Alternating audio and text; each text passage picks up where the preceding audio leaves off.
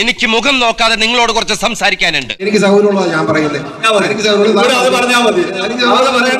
അവിടെ ഉള്ള തസ്തികയേക്കാൾ അധികം ഒരു തസ്തിക വേണമെന്നുണ്ടെങ്കിൽ ആ തസ്തികയ്ക്ക് വേണ്ടിയിട്ട് ഗവൺമെന്റ് സാങ്ഷൻ വേണം.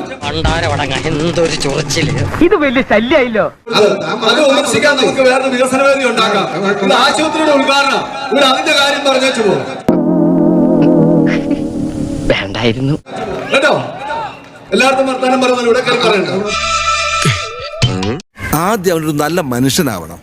പറയട്ടെ വേദി ഉണ്ടാക്കാം. എനിക്ക് ആവശ്യമുണ്ട്. പൂഞ്ഞാറ് ഗവൺമെന്റ് ആശുപത്രി 2 ഡോക്ടർമാരെ കിട്ടിയ കൊള്ളാന്ന് ഞങ്ങൾക്ക് ആഗ്രഹമുണ്ടെന്നേ. അത് തന്നോടുള്ള വേറെ ആരോടാ പറയുന്നത്? ഇപ്പൊ കറക്റ്റ്, അല്ലെങ്കിൽ പിള്ളേച്ചൻ നുണ പറയുന്നതായിരിക്കും. എനിക്ക് തോന്നണില്ല. അത് പഞ്ചായത്തിന്റെ കീഴിലുമല്ല, അത് വേണം ചെയ്യാൻ. വേദി ഇതല്ലല്ലോ.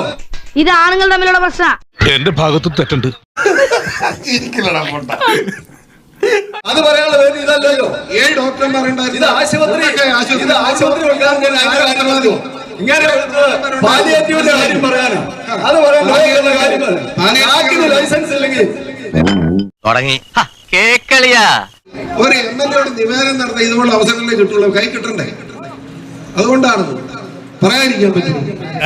സത്യമാണെങ്കിലും എനിക്ക് അംഗീകരിച്ചു കൊടുക്കാൻ പറ്റുമോ? പോയിട്ട് വരാം.